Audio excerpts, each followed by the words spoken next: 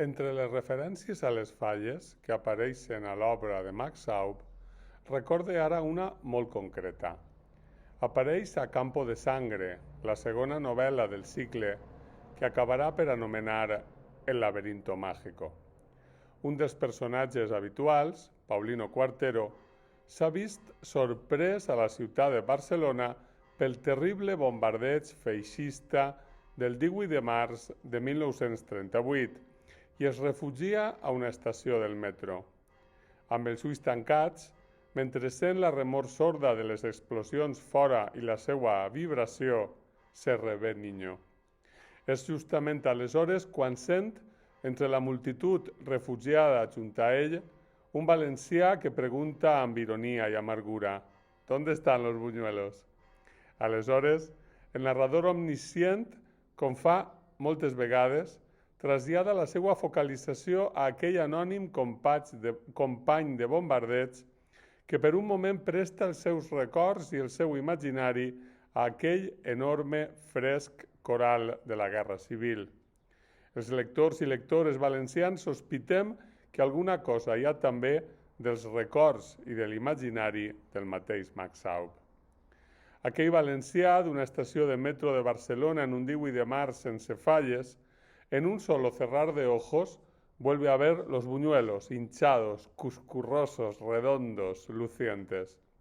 I, a partir d'aquesta paraula que convoca una sensació, el soroll de la massa fregint-se, el sabor del bunyol, aleshores més habitualment acompanyat de cassalla que de xocolata, acudeix tot el demés, tots els sorolls que la circunden, tota la llum de març, tota la vida esclatant a la ciutat presa per la festa popular.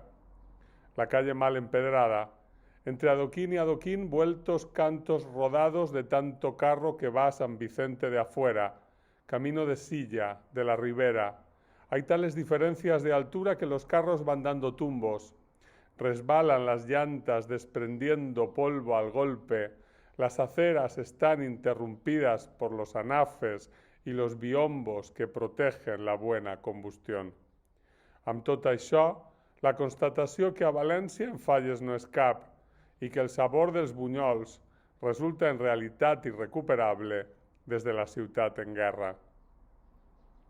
El 1937, gràcies a la voluntat de Josep Renau, hi hagué un xicotet tast de les falles, que haguera estat major de no ser pel risc dels bombardejos indiscriminats feixistes.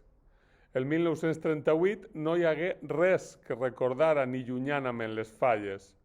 O potser sí, el cel de març i la primavera arribant.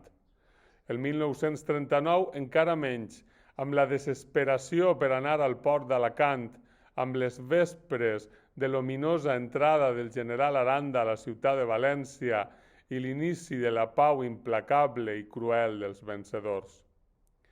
Això m'ha pegat per pensar aquest matí, quan les falles haurien d'estar plantades per tota la ciutat i per una bona part de les nostres comarques, quan jo mateix no hauria d'haver dormit a penes per haver gaudit de la plantada de la meua falla en la meua nit preferida de l'any, que no hem tingut falles per segon any consecutiu i que encara que en circumstàncies diferents a la d'aquell valencià de la novel·la, cada vegada ens resulta més difícil retrobar els sabors dels bunyols en una vesprada de falles.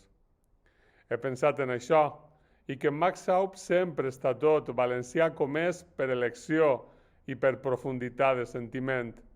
I pense també les absències que ens trobarem en totes les falles, en la meua falla de Ripalda, Beneficència i Sant Ramon, en obrir de nou el casal després d'un tall tan profund en les nostres vides com a individus i com a col·lectius. Ens faltarà, per exemple, Vicente Llopis, que ja quasi fa un any que se n'anà i encara no li hem pogut fer el minut de silenci. I pense també que el dissabte, en vespres de la plantà, se n'anà Miguel López, Miguelín sempre per als amics i les amigues, i que no el veia des de la interrupció de les falles del 20 i que ja no el veurem mai més.